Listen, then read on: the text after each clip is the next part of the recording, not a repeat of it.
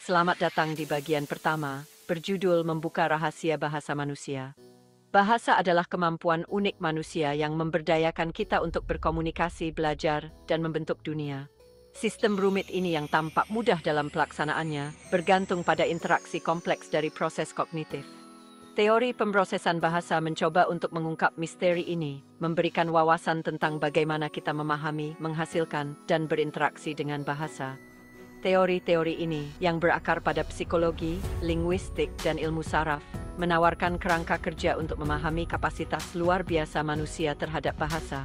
Dari tindakan sederhana membaca sepatah kata hingga terlibat dalam percakapan yang hidup, otak kita terus bekerja, mendekodekan dan mengkodekan informasi linguistik.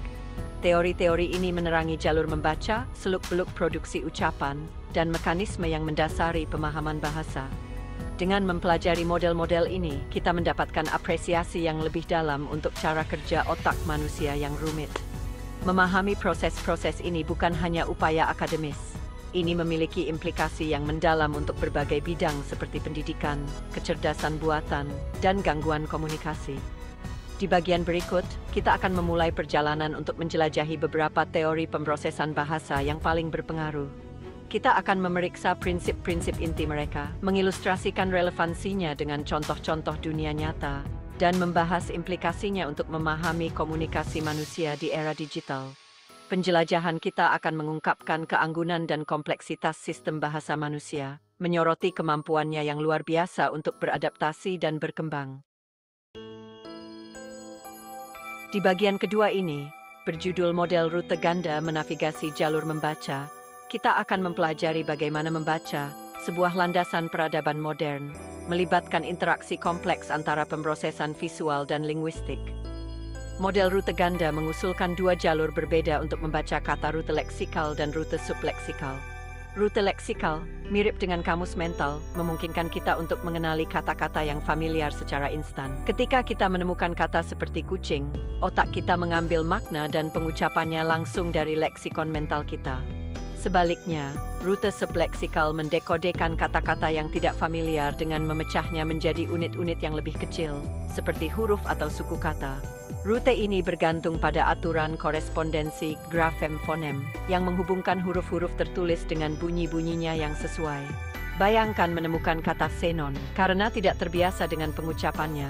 Otak kita menggunakan rute subleksikal, melafalkan setiap huruf untuk menguraikan kata tersebut. Model ini dengan elegan menjelaskan bagaimana kita membaca kata-kata yang familiar dan tidak familiar. Model rute ganda menjelaskan berbagai fenomena membaca, termasuk kemampuan pembaca yang terampil untuk membaca kata-kata non-kata atau mengucapkan kata-kata tidak beraturan dengan benar. Misalnya, kita dapat dengan mudah membaca kata non-kata blik menggunakan rute subleksikal. Demikian pula, kita dapat dengan benar mengucapkan kata tidak beraturan kolonel meskipun kata tersebut menyimpang dari aturan grafem-fonem standar dengan mengandalkan pengetahuan leksikal kita. Model ini menggarisbawahi fleksibilitas dan efisiensi yang luar biasa dari sistem membaca manusia. Di bagian ketiga kita, berjudul Cetak Biru Level Mengatur Simfoni Berbicara, kita akan menjelajahi bagaimana berbicara, sebuah tindakan yang tampaknya mudah, sebenarnya merupakan serangkaian proses kognitif yang kompleks. Model produksi ucapan level menyediakan kerangka kerja yang komprehensif untuk memahami bagaimana kita mengubah pikiran menjadi kata-kata yang diucapkan. Model ini menguraikan 3 tahap utama: konseptualisasi, formulasi, dan artikulasi. Konseptualisasi melibatkan pengambilan pesan yang dimaksudkan dari pikiran kita dan mengaturnya ke dalam bentuk yang dapat dikomunikasikan. Formulasi menerjemahkan pesan konseptual ke dalam bentuk linguistik, memilih kata-kata yang tepat, menyusun kalimat gramatikal, dan menetapkan bunyi untuk setiap kata. Tahap ini menyerupai orkestra mental, dengan berbagai komponen bekerja bersama untuk menciptakan struktur linguistik yang koheren.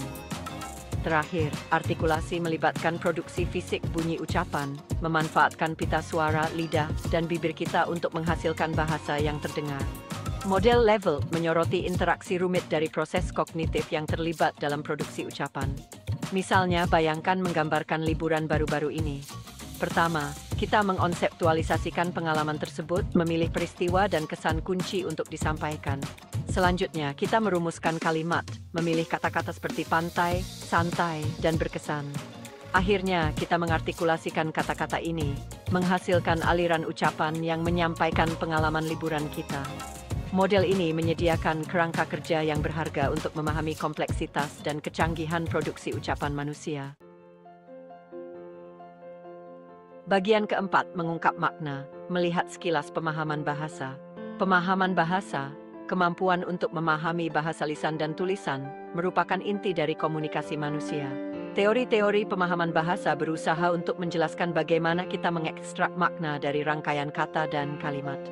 Teori-teori ini mengeksplorasi bagaimana kita memproses struktur sintaksis, mengintegrasikan informasi semantik, dan menarik kesimpulan berdasarkan konteks dan pengetahuan latar belakang.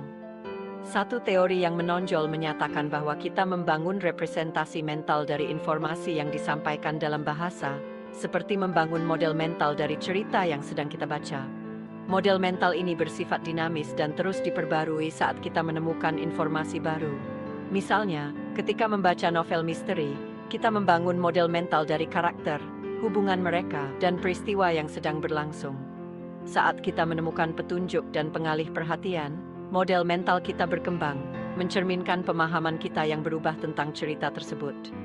Proses dinamis ini memungkinkan kita untuk memahami narasi yang kompleks dan terlibat dalam percakapan yang bermakna. Teori berpengaruh lainnya, model konstruksi integrasi, mengusulkan bahwa kita awalnya mengaktifkan berbagai macam makna untuk setiap kata yang kita temui. Kita kemudian mengintegrasikan makna-makna ini berdasarkan konteks dan petunjuk sintaksis untuk mencapai interpretasi kalimat yang koheren. Model ini menekankan peran konteks dan pengetahuan sebelumnya dalam membentuk pemahaman kita tentang bahasa. Bagian kelima, aktivasi konseptual, menyalakan pemahaman dalam pikiran. Pemahaman bahasa melampaui sekadar mendekodekan kata dan kalimat. Ini melibatkan pengaktifan serangkaian konsep dan ide terkait. Teori aktivasi konseptual menunjukkan bahwa ketika kita menemukan sebuah kata, otak kita secara otomatis mengaktifkan konsep-konsep terkait, bahkan jika konsep-konsep tersebut tidak disebutkan secara eksplisit. Misalnya, mendengar kata dokter dapat mengaktifkan konsep-konsep terkait seperti rumah sakit, perawat, dan stetoskop. Penyebaran aktivasi konsep-konsep terkait ini memperkaya pemahaman kita tentang bahasa, memungkinkan kita untuk membuat kesimpulan dan koneksi yang melampaui makna literal dari kata-kata. Teori ini menyoroti sifat saling terkait dari basis pengetahuan kita dan peran pengalaman sebelumnya dalam membentuk pemahaman bahasa. Misalnya, seseorang dengan pengetahuan medis yang luas dapat mengaktifkan rentang konsep yang lebih luas ketika mendengar kata dokter dibandingkan dengan seseorang dengan latar belakang medis yang lebih sedikit. Perbedaan dalam pola aktivasi ini mencerminkan pengaruh pengalaman dan keahlian individu pada pemrosesan bahasa. Teori aktivasi konseptual menjelaskan bagaimana kita memahami metafora, idiom, dan bahasa figuratif lainnya. Misalnya, ketika kita mendengar frasa membocorkan rahasia, kita tidak membayangkan kacang literal tumpah. Sebaliknya, frasa tersebut mengaktifkan konsep-konsep yang terkait dengan rahasia dan mengungkapkan informasi. Aktivasi ini memungkinkan kita untuk memahami makna figuratif dari frasa tersebut, meskipun frasa tersebut menyimpang dari makna literal dari masing-masing kata.